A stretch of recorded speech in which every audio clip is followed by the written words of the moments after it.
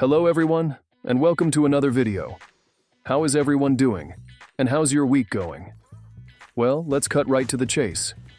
We've reached a new rank, Emerald 3, so congrats. We are steadily moving backward toward our goal of reaching Master this season. I think the main reason for this is that I'm simply overthinking things. Especially when I choose to pick Unsealed Spellbook in most of my games on the road to Master. I've noticed that this pick impacts the game right from the loading screen. It seems to have a reverse effect on team mentality. Most of the time, whenever I go with Unsealed Spellbook, we start losing from the very beginning. And that's exactly why I picked the rune, to challenge myself. But I think the fact that I chose this rune is why we're losing from the start. It subconsciously puts pressure on my allies, making them feel like they have to carry the game because their jungler is trolling.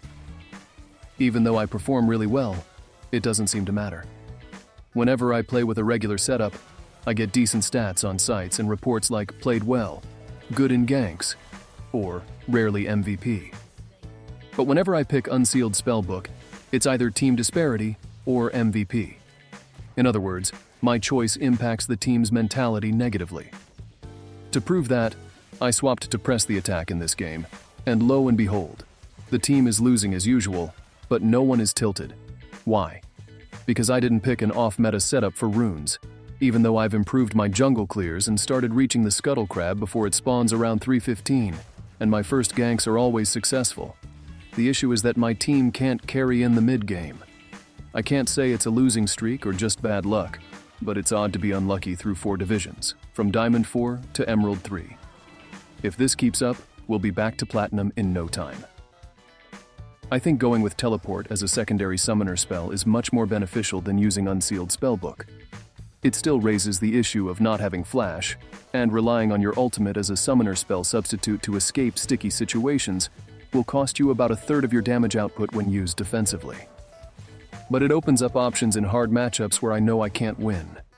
For example, against champions like Anivia or Neela, or any champion that hard counters Volibear to the point where you can't do anything against them. Sacrificing one summoner spell to take Teleport and play the game evenly is worth it. But you can never know for sure until you're in the game, so it's a bit tricky and requires a lot of bad experiences to know when to pick Teleport over Flash or Ghost. In this game, we started as usual. The team was somewhat even in the early game, but I had a slow start in the jungle since Warwick decided to invade. I thought, you know what? Forget it. I'll leave those camps and seek an opportunity on the bot side. The gank was very successful, but sometimes your allies don't see the obvious and try to make stupid plays. Many situations rely on having lane priority or to win a 1 versus 1, but sometimes just being around your ally gives them the help they need, as it makes the enemy hesitate, unsure whether to engage. If you're alone, they only have one choice: to attack. In this situation, we had Garen in the top lane, who was scared for particularly no reason, but I'm not sure if he was supposed to win that matchup against Warwick. As for bot lane, well, we all know how Yasuo games go. It's a troll pick, in my opinion. Yasuo bot is a coin flip. If you lose, it's not your fault, and if they win, it's not like you did anything special.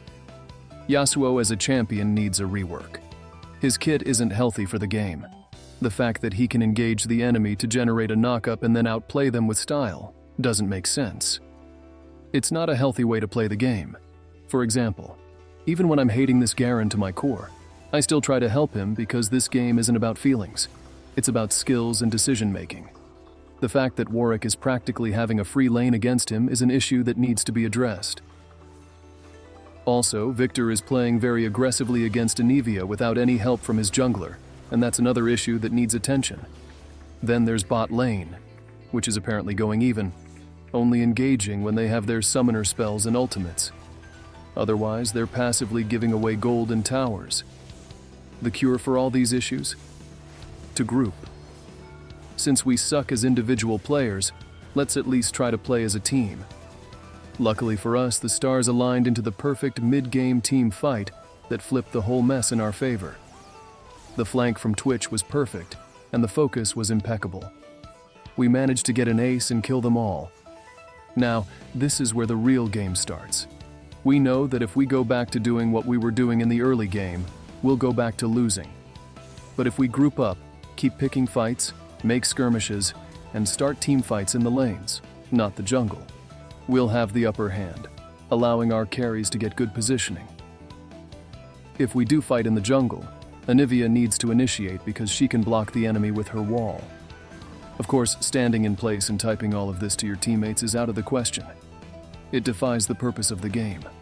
So, we need to rely on someone to make the calls.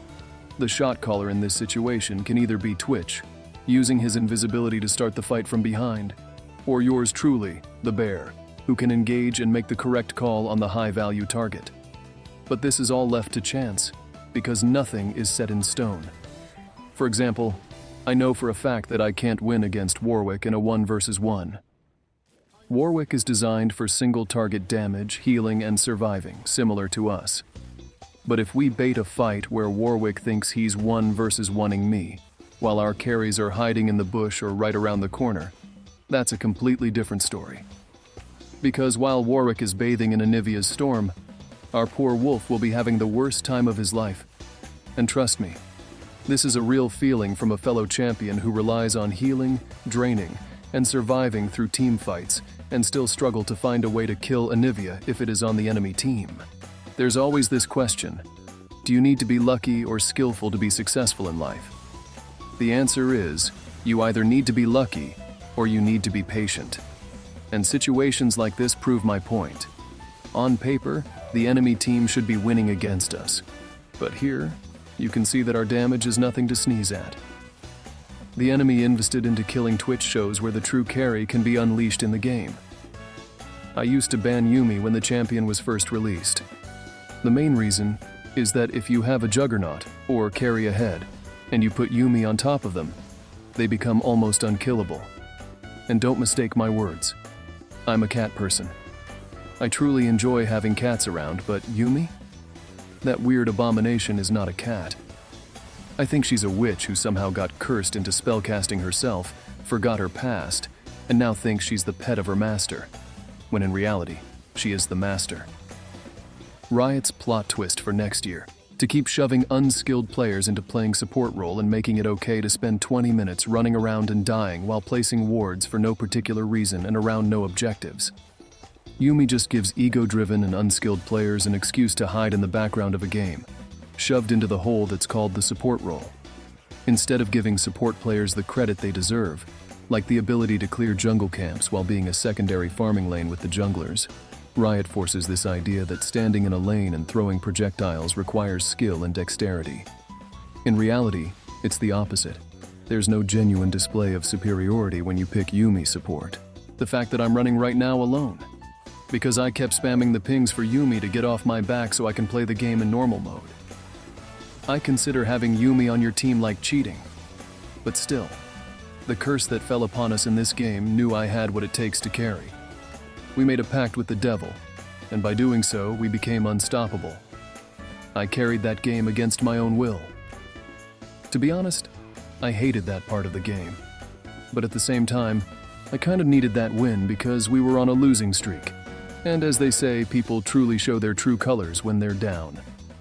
Since this is the end of Split 2, I'm in desperate need of some LP. And with this, my dear viewers, this is the last play of the game.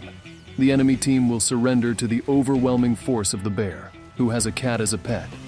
As usual, if you're new to the channel, make sure to subscribe, leave me a comment, and drop a like. Until the next video, I hope everyone is having a good time in their life. Take care everyone, and peace.